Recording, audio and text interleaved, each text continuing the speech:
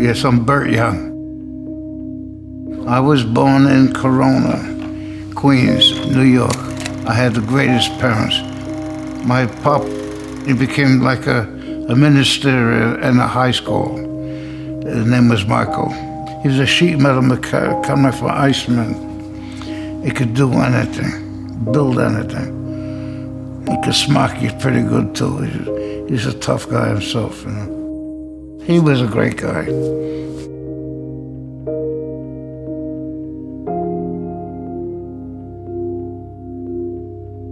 My mother, Josephine, she lived to about 93. The most beautiful lady ever. Protected me from everything. Mama knew I couldn't do wrong. When I needed money as a kid, my father would give me 25 cents. I said, Mama, I need $2 grand. She said, Mike, write out a check, sign the check. That was it. When she spoke, he listened. The only trouble I ever had was when I left home. I believed in myself in life. I had 17 pro fights. I never lost a pro fight. I believed in myself. I was a very good fighter. Cus DAmato was my first manager. Charlie Goldman was a trainer, who trained Marciano. He converted me from southpaw to right-hander, you know. In those days, you couldn't fight left-hander, you know. But fighting, it was part of my nature. And I did an exhibition with Mohammad Ali. That was one of my high spots at the Olympic Auditorium in California. We became fast friends, very good.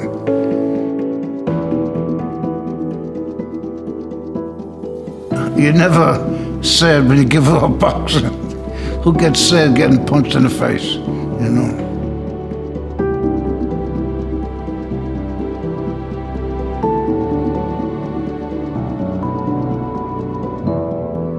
Growing up, I was early in the Marine Corps, 16. I was half a hoodlum, you know, really. I had a carpet laying business, 60 men working. Everything on a short dollar, you know. I was pretty unhappy, and this beautiful girl, she was a barmaid in the Jackson Heights gin mill. I started asking if she ever thought of being an actress, and she lit up, and she said she wanted to start with Lee Strasberg. And I thought that was a girl. I don't know who the hell Lee Strasberg was, but I figured I can get it in anywhere. So I found out who he was, wrote him a letter. I don't know if acting has anything for me, but I'm treading water. See me. And he did. He said, I never saw such tension in a man's face. He said, but I fear you're an emotional library, he says. Would you work with me? I said, yes. And I was able to take myself serious with his commitment to me.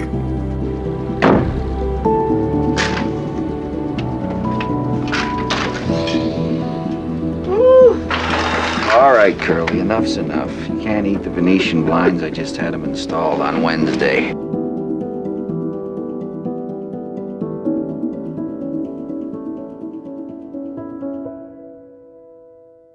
It's like driving a car or roller skating. You start. You smell the environment, you feel it, and you got wonderful lines to give you bones, give you a skeleton, you know. And that's up to you to be honest and hit those marks that are around, you know. Well, I read the script, the Rocky script. It was like a masterpiece in simplicity. It was half a character, half reality. But it was very touching, very moving. It was like a moving poetry. It was beautiful. I'm in the commissary in California. A young guy squats next to me. He says, Mr. Young, I'm Sylvester Stallone. I wrote Rocky. I said, fucking congratulations, I'm proud. He says, You gotta do it. Let me twist that arm a little bit. I'm gonna do it, you know. That's when we first met each other. I was the highest paid actor in the first Rocky, more than he was. It was a strong piece of writing. I didn't take a chance. I dove into it. You don't have to go too far for him. He's very bright and funny too. But we worked very well together, very good. We never had a harsh moment, really. I like working with him. And he's fast, he shoots fast. We would have shot half the Rocky by now, you know. I never knew it was going to go through the ceiling. I didn't know what huge hits were. Rocky never crashing the door down. And that was a lot of fun, you know. I don't want you missing her. And I don't raise you to go with this scumbag. Yeah, come on! You wanna hit on me? Come on! I'll break both your arms so they don't work for you.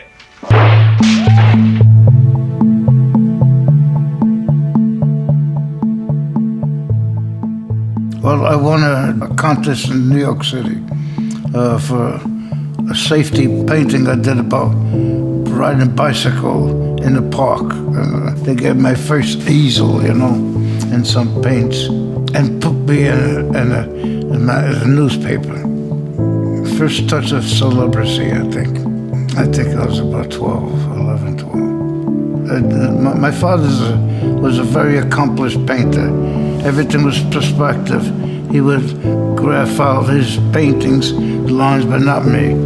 I just go. Color motivates me most. Color, a lot of injustice or justice motivate me to work, you know. Other than that, would you take a photographer? I don't need to have perfect perspective, you know. I think people would like to see what I'm seeing and feeling more than a copy, you know. And that's me. My papa was much more talented. I was acting before he died, and he didn't understand it, because he knew me as a hoodlum. We'd bring him to screenings early. I had a projection room in Beverly Hills in my house out there. We'd show him some of the movies. The hell's he couldn't get it. Couldn't get it. He was starting to reduce, you know. I don't think it can put me in a bottle as an actor and as an artist. Perhaps the acting, I'm a little more structured. I pick ammunition, bullets to use to relax into, to fatten up.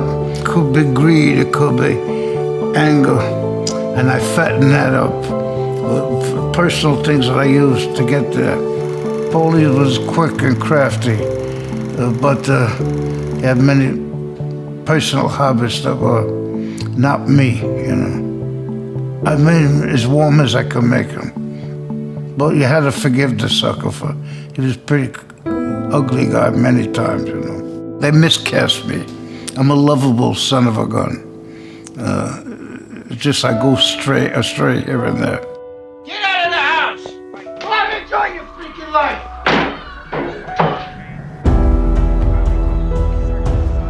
You hungry, Rock? We all have tempers. We all have passions, I hope. We all have them. Even you, perhaps, you know. You see, you're sitting next to a wild dog over there from Africa. I like the wild dog. They have a big family, you know, and they really take care of each other. The ferocious little son of a bitches, but I like them. I like that they take care of each other.